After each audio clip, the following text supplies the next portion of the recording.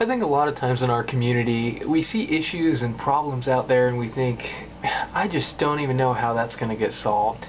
And sometimes we think, I would really love to be a part of the solution. I would love to see some change, but I don't know where to begin. I'm not experienced like that. I'm not a leader. I don't have any time. I'm stressed out, or I don't have money. I'm not old enough. I'm too young. And we think of all these reasons, sometimes excuses, and sometimes just realities why it doesn't make sense for us to be that agent of change, to be that difference maker. But what I want to say to you today is that if you have any small tidbit or inkling within you that says, I want to see some change, then I would just say go for it. Go with your passion, go with some vision, and put some feet to that motivation inside, and put some feet to that vision that's growing inside. Like I tell people, I mean, vision is something very powerful, and it's almost like a lighter and spraying WD-40 on it. And when you have a vision inside of your heart, and it won't leave you alone, you need to just act on it. Just get out there and do it. And of course, you can formulate a plan and get other people around you, but I would say go for it. Sometimes things happen to us, so we come across situations that we're not expecting, and it's amazing to see what happens in life. I never intended personally to lead a neighborhood association.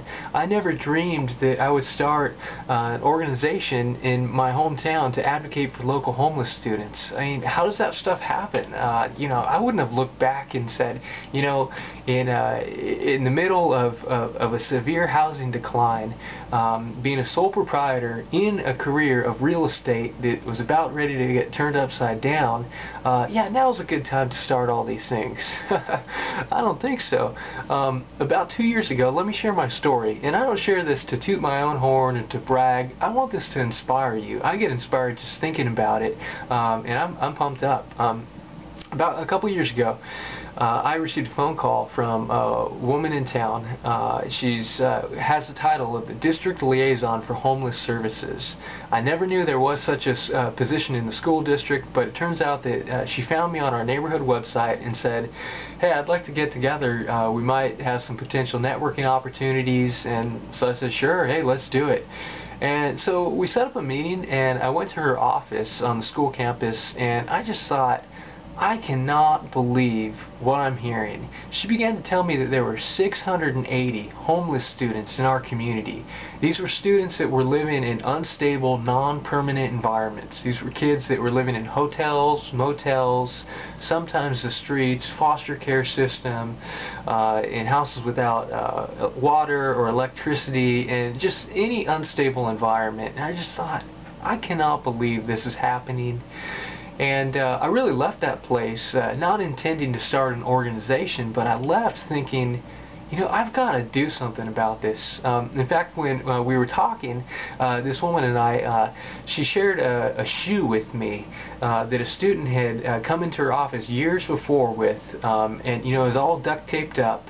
But in the shoe, you could actually put your fingers through the bottom of the shoe and then have them come out and wiggle around. And I cried. I kind of did one of these and put my head down, and because really my heart was breaking.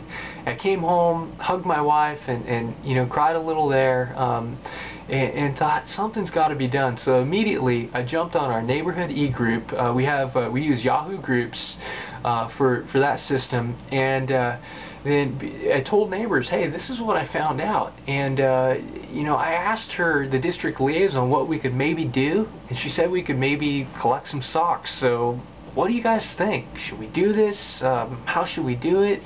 And it was really cool because people began to respond, and then I'd say within an hour or two, we set up this thing called Project 680. Our goal was to be to collect 680 pairs of socks for these homeless kids. And the cool thing is that we actually ended up collecting 3,000 pairs of socks. And that was because the community, we put out feelers and the community just responded. Whether it was local churches, business, school, city hall, other neighborhoods, our neighborhood, people just got behind this vision and said, let's do something. And then after that, after we finished that, it was great. People began to ask, well, what are we going to do now? So we thought, well, okay. And so we did an underwear drive, collected 3,000 pairs of underwear. And these are all relevant things that these kids needed. And so then after that, we did a shoe drive, collected over $4,000 to purchase some brand new shoes for these kids in the district liaison's caseload. We did a couple community bike rides, and then coming up in fall 2010, we're going to do a hoodie drive. And it's just been really, really amazing to watch the community come together, watch our neighborhood come together in this simple way. Someone faxed me the other day and said, hey, I would love to work for Project 680. And I said, well, you know, no one's actually getting paid for this. We're all volunteers. And it's really just been neat to give my life to something that truly matters. And I'm a busy guy. On paper, I don't have time for this stuff. But sometimes I think when we come into contact with problems or issues in our community, sometimes we just have to throw that to the wind and say, you know what? I'm going to do something about it. I'm going to do something about it in my neighborhood. I'm going to do something about it in my community, that these kids are struggling like this. And I would just say, if you have any inkling, any sense of, you know, I just feel like I really need to respond to this issue, then I would say, you know, go for it. You can be that leader. It doesn't matter how old you are, how young you are. It doesn't matter how experienced or seasoned you are, whether you have gray hair or not, whether you're a man, woman, or child. I would just say, put your hand to the plow and see what happens.